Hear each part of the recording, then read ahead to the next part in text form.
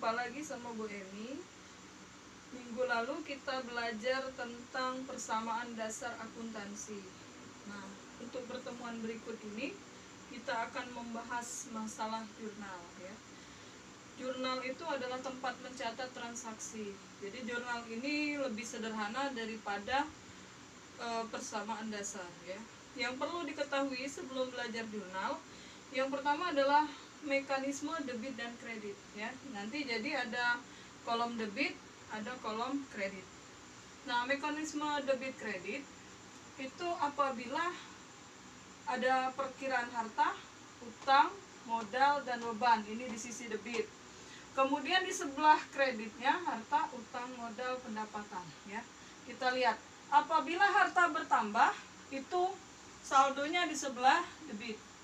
Ya, harta bertambah di sebelah debit, harta berkurang di sebelah kredit. Kemudian utang. Utang ini punya kebalikan daripada harta. Kalau harta bertambah di sebelah debit, kalau utang bertambah dia di sebelah kredit. Ya. Utang bertambah di sebelah kredit, kalau dia berkurang di sebelah debit. Modal sama dengan harta.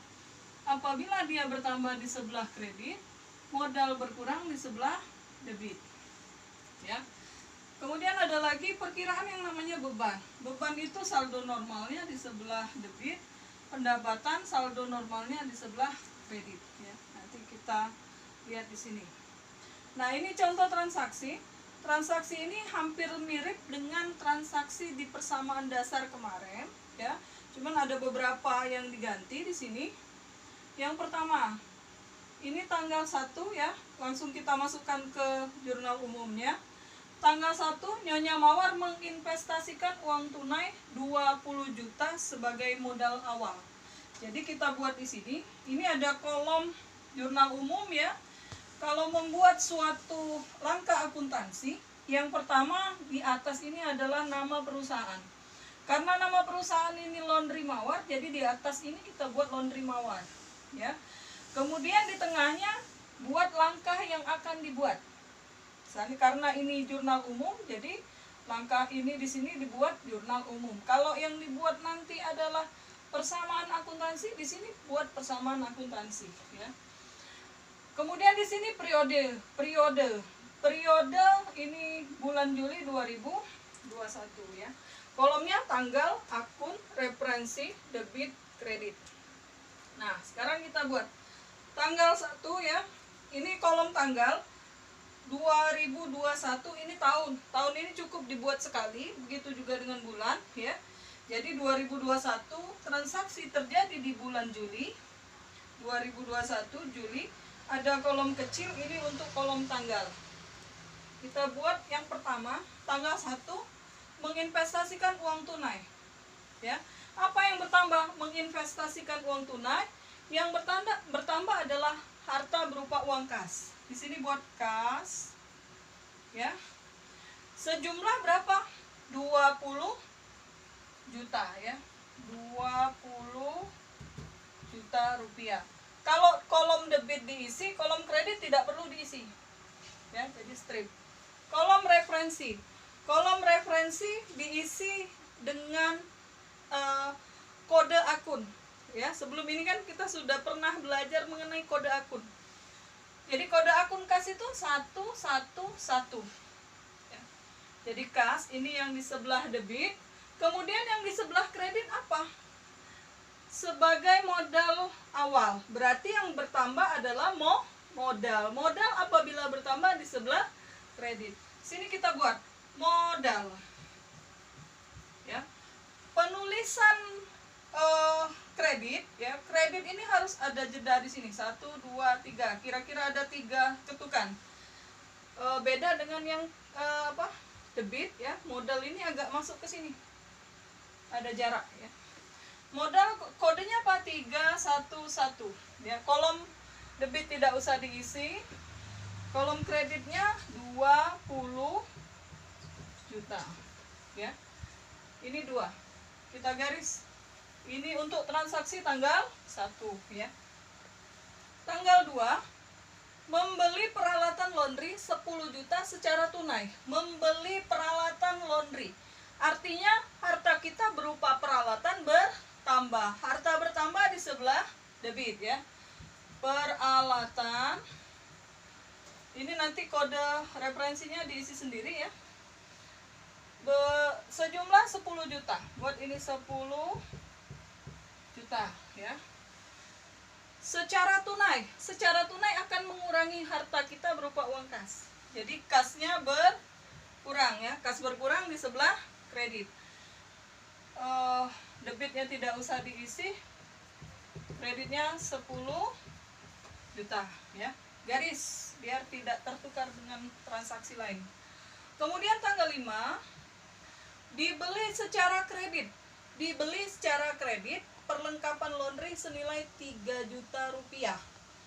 Kita beli secara kredit ya. Berarti apa yang dibeli? Perlengkapan laundry. Perlengkapan laundry kita bertambah. Perlengkapan laundry senilai 3 juta rupiah. Bertambah ya. Tapi belum dibayar. Belum dibayar akan menimbulkan utang. Utang bertambah di sebelah kredit ya. 3 juta rupiah. Garis lagi. Nah, kemudian tanggal 10 diterima pendapatan senilai 1 juta rupiah. Pendapatan di sebelah kredit ya. Diterima tunai sebesar 700.000. Diterima tunai artinya kita dapat duit tunai. Uang tunai itu adalah kas ya. Sebesar 700.000 rupiah. Kemudian ada lagi sisanya dibayar kemudian. Sisanya itu adalah piutang. Ya, piutang 300.000 ya. Dari mana? 1 juta dikurang 700.000, 300.000. Di sini adalah pendapatan jasa ya.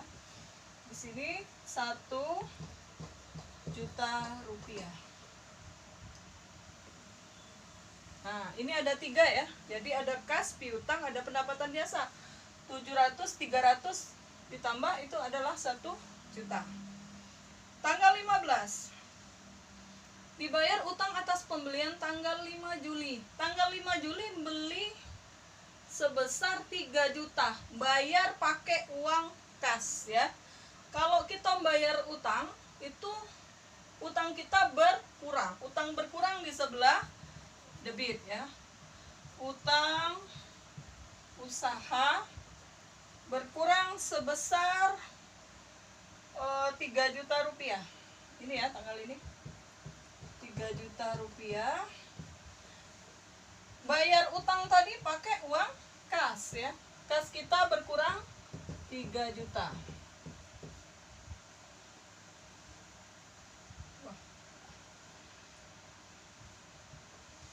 Kemudian tanggal 17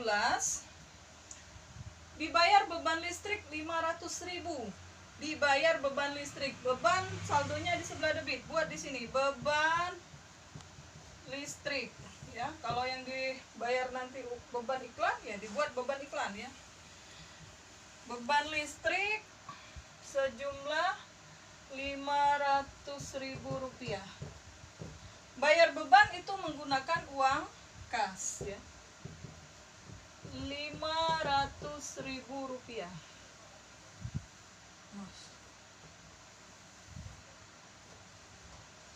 Kemudian tanggal 18 Nyonya Mawar mengambil uang tunai untuk keperluan pribadi. Mengambil uang tunai kemarin apa namanya? Prive ya. Tulisannya prive, bacanya prive. Jadi di sini prive sebesar 100.000. Kemudian uang yang diambil itu akan mengurangi uang tunai ya. Kas berkurang 100.000. Tanggal 22 perlengkapan laundry berkurang 1.500.000 rupiah. 1.500.000 rupiah. Itu namanya beban perlengkapan ya, sebesar Rp1.500.000. Di sini perlengkapan berkurang. Perlengkapannya berkurang Rp1.500.000. Tanggal 28, peralatan disusutkan sebesar 10%. Peralatannya tadi berapa? Peralatan di sini 10 juta, ya. 10 juta itu disusutkan 10%, berarti 1 juta rupiah. Ayat jurnalnya apa? Kemarin kita belajar ada yang namanya akumulasi penyusutan peralatan ya. Nah, sini kita buat akumulasi penyusutan peralatan. Di sebelah kreditnya adalah peralatan, karena peralatannya berkurang sebesar 1 juta rupiah. Nah, yang terakhir, diterima pelunasan atas transaksi tanggal 10 Juli. Diterima pelunasan. Pelunasan berarti ada pembayaran piutang ya. Pelunasan berarti uang kas. Sebesar berapa? 10 Juli ini sisanya tadi 300.000 ya, yang ini ya. Jadi kas yang kita terima Rp300.000. Di sebelah kreditnya apa? Pelunasan, artinya dia piutang. Piutangnya berkurang ya. Di sebelah kredit. Nah, cara menjumlahkannya, ini jumlah ya. Kolom debit diisi berapa jumlahnya, kolom kredit diisi jumlahnya ya. Nah, nanti ini isi referensinya. Nah, sekian untuk materi jurnal umum. Untuk materi berikutnya adalah buku besar. Kita akan lanjutkan. Wassalamualaikum warahmatullahi wabarakatuh.